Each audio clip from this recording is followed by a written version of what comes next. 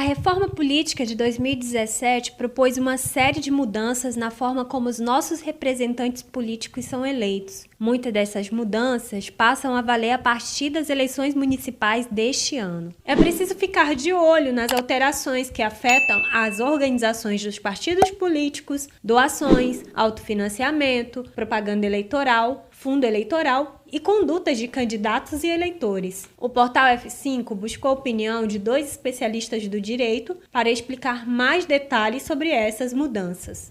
Para o processo eleitoral brasileiro, é imprescindível que qualquer candidato ele pertença a algum partido político.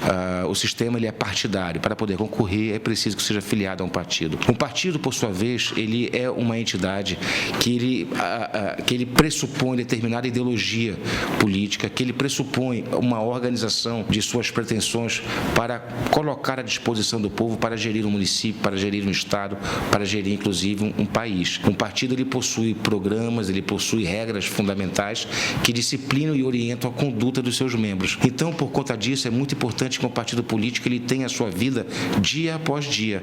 Muitas das vezes a gente vê que partido político passa a aparecer apenas na época do processo eleitoral. E isso é um problema, porque distancia o partido, a direção do partido, da base social.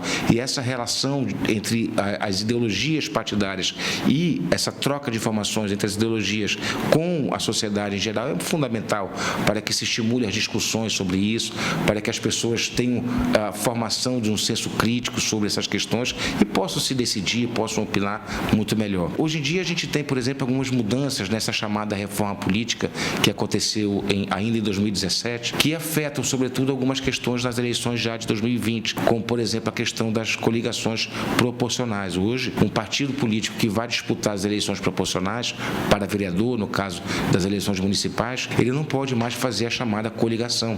Ele terá que disputar apenas com os candidatos da sua própria legenda. E isso é uma questão que, no meu ponto de vista, ela é bastante positiva, porque ela tira aquela figura dos chamadores de votos vindo a beneficiar candidatos de outros partidos que não têm a mínima representatividade na sociedade.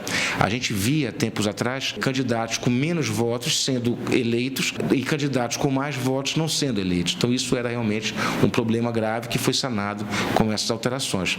E existem também diversas outras alterações que implicam na vida direta do candidato, na vida direta do partido, como, por exemplo, a criação do fundo eleitoral. Além do fundo partidário, que já existe há algum tempo, que é aquele recurso público que serve para a manutenção dos partidos políticos, agora também foi criado o fundo eleitoral, que é também uma destinação de recurso público para a campanha eleitoral. O TSE ele já chegou a emitir resoluções disciplinando o funcionamento da distribuição desses recursos do fundo eleitoral. Então é isso, eu penso que o fundo eleitoral, a criação do fundo eleitoral e a proibição das coligações para as eleições proporcionais são as principais mudanças que afetarão em cheio os partidos políticos e os candidatos já nessas eleições de 2020.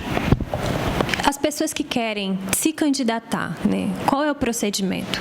Primeiro, é preciso cumprir os requisitos que a Constituição estabelece, né? Ser maior de idade, estar no pleno exercício dos seus direitos civis.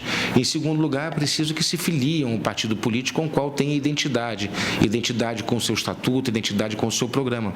Muitas das vezes a gente vê pessoas que vão para partidos por conta de circunstâncias momentâneas, que lhe darão, por exemplo, a melhor estrutura material para concorrer a uma eleição, mas que no fundo, não há qualquer compatibilidade de ideias entre aquele candidato e o partido que ele escolheu.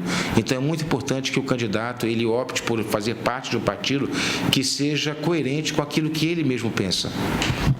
Então, tem um prazo estipulado para as pessoas que querem aí, lançar sua candidatura como vereador, como prefeito, para se filiar aos partidos? Sim, existe prazo para aquela pessoa que pretende se candidatar, se filiar a partido.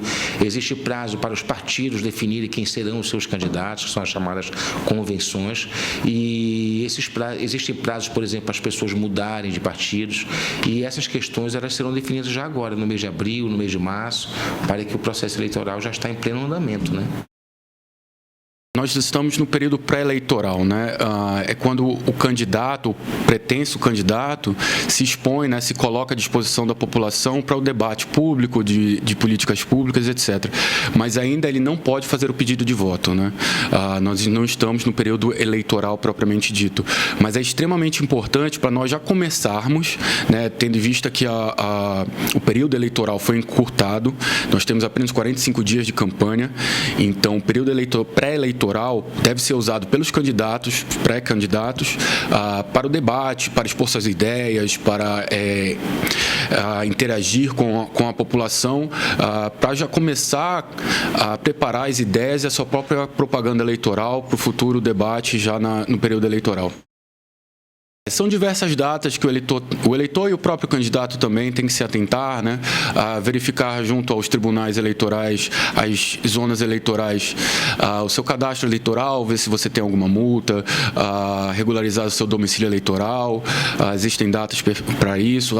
Antes de 6 meses das eleições, o candidato tem que estar afiliado, um pretenso candidato, quem deseja, que almeja um cargo público, tem que se filiar a um partido político, né? Existem as datas também que o próprio poder público tem que se atentar, os secretários devem se desincompatibilizar, devem ser afastados dos cargos, há datas 3 meses antes das eleições, dos quais o gestor municipal tem que parar de fazer propaganda institucional. Então, existem várias datas, você deve se informar junto ao Tribunal Superior Eleitoral, o próprio site do Tribunal Superior Eleitoral, que ele define o calendário eleitoral e você tem que olhar suas datazinhas e se atentar para todas elas. Toda pesquisa eleitoral deve ser registrada e deve ser informada à Justiça Eleitoral como ela será feita. Então, há uma legislação específica e muito rígida quanto a isso. Então, toda vez que você vê uma pesquisa eleitoral, procure se informar, é de um instituto confiável, ela foi registrada à Justiça Eleitoral. Então, a partir daí você vê se é um instituto confiável, se os resultados são confiáveis, porque nós sabemos, pesquisas eleitorais têm uma grande influência no voto, principalmente naquele voto útil que eles chamam, mas tem uma grande influência. Então, há sim uma legislação muito rígida e deve ser sempre uma questão do eleitor se informar, mas os candidatos também não podem fazer uso de pesquisas sem registro ou de institutos próprios, etc. Talvez a mais usada seja a propaganda institucional do ente da qual está se realizando as eleições. Então, a partir de julho, você não pode mais, de forma alguma, ter a propaganda institucional, que são aqueles slogans da prefeitura. Você não pode mais, porque isso pode acabar vindo a beneficiar quem está se candidatando e é dono do cargo público. Dono não, né? Está no cargo público. Então, propaganda institucional, o uso dos bens públicos para fazer propaganda partidária ou para fazer propaganda eleitoral, por exemplo, um muro de uma prefeitura. Você não pode usar o ginásio, né, da prefeitura para fazer propaganda, a não ser que aquilo esteja também disponível aos outros candidatos, com hora marcada, etc. Mas o uso de servidores, né, na propaganda eleitoral do candidato, tudo isso são várias formas de impedir que o uso da máquina pública venha a beneficiar quem a detém, né? Quem é o candidato e que detém um cargo público, por exemplo, o prefeito se reelegendo, tentando a reeleição, não pode fazer uso dos seus secretários, da sua propaganda eleitoral, não pode fazer uso do dinheiro público a fim de se beneficiar. Tem vários casos até que são bem interessantes, que é o uso, por exemplo, das cores da prefeitura na propaganda eleitoral do candidato, o uso do slogan da prefeitura na propaganda eleitoral do candidato, que pode ser configurado, inclusive, crime. Então, tudo isso o eleitor tem que ficar atento, a promotoria eleitoral fica atento também, a Justiça Eleitoral fica atento, os candidatos devem ficar atentos para fiscalizar também, entrar com as representações quanto a isso, mas tudo isso é a fim de impedir o uso da máquina pública em benefício a um candidato. Aí vamos falar da captação ilícita de votos, né? Talvez seja um dos grandes crimes que ocorre no Brasil, a doação com pedido de voto, né, a cesta básicas e, enfim, há várias formas, né, de tentar beneficiar algum eleitor especificamente para ganhar o seu voto, né? Isso a Justiça Eleitoral combate, né, veementemente. Inclusive, uma compra de um único voto é motivo para cassação do registro e do diploma do candidato. Então, se ficar comprovado que ele comprou um único voto, já é motivo para cassar o candidato, ele não vai poder participar das eleições e, se caso venha a ganhar, ele vai ser retirado do cargo. O fundo eleitoral, que nós chamamos de FIFEC na Justiça Eleitoral, é o fundo criado para financiar campanhas eleitorais, né? Nós temos que ter em mente, apesar de várias críticas, que a democracia é cara, né? Demanda um custo. E as eleições é justamente onde nós legitimamos quem está no poder. E a grande questão aí é que, se nós não temos conhecimento, né, de quem estamos votando, obviamente que só quem vai se beneficiar é quem não possui os interesses republicanos que a gente tem. Então, o fundo eleitoral veio justamente retirar, né, do certame eleitoral, né, da propaganda eleitoral, do financiamento da campanha eleitoral, as pessoas que só têm interesses próprios, né? É por isso que os administradores e a própria Justiça Eleitoral, isso foi uma coisa que a Justiça Eleitoral que indicou, né, para o Legislativo, é a criação de um fundo para afastar os agentes não republicanos do certame eleitoral, financiando assim os candidatos e a propaganda eleitoral. E, além disso, né, nós temos no Brasil nós não temos a cultura da doação eleitoral da pessoa física, né? Toda doação, até 2 eleições atrás, era todas feitas por pessoa jurídica. Como isso acabou, né, houve ali uma retirada de valores da campanha eleitoral muito grande. Então, se nós quisermos manter, né, a nossa democracia, né, as eleições de uma forma geral, existe a necessidade de recursos e, caso você tenha interesse, você pode doar. Você pode fazer doação. Daqui a pouco começa o período da vaquinha eleitoral, onde você pode fazer também doação para o seu candidato. Então, a participação, a gente sempre tem que buscar a participação do eleitor. E uma das formas do eleitor participar é doando também para o seu candidato, que entenda ser o melhor para a sua cidade. Todo recurso doado deve ter sua conta prestada à Justiça Eleitoral. Todo recurso que passa deve passar por uma conta do candidato. E todos os recursos que passam da conta do candidato terão recibo eleitoral, terão recibo de doação, terão nota fiscal, e tudo isso passa pelo crivo da Justiça Eleitoral.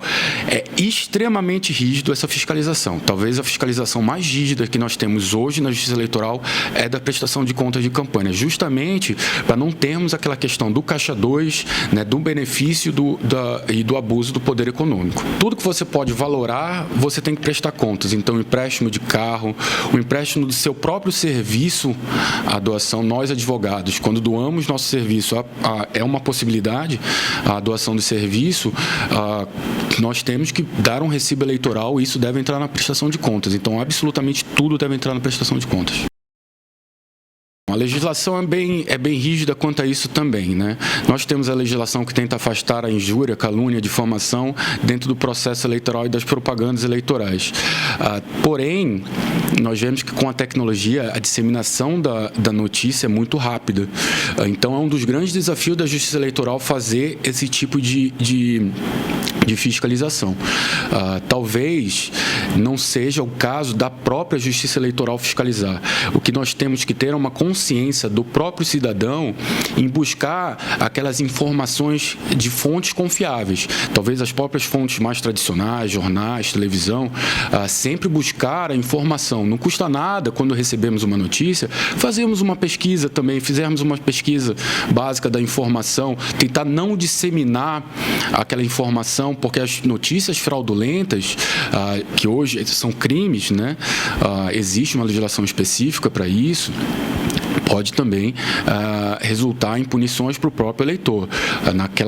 Na nossa página pessoal, no próprio WhatsApp, nos nossos blogs, tudo que nós vemos ali passa pelo crivo da Justiça Eleitoral, pode passar pelo crivo da Justiça Eleitoral, os candidatos podem fiscalizar, a promotoria pode fiscalizar, a Justiça Eleitoral pode fiscalizar, Então, acho que nós devemos sempre buscar ali a informação. Talvez seja a forma mais eficaz de combater a desinformação que as notícias fraudulentas trazem, talvez seja pela informação, né? Buscar a informação correta, buscar o melhor candidato, né? E não ficar somente baseando ali nosso voto naquela fofoca, naquela notícia da rede social, né?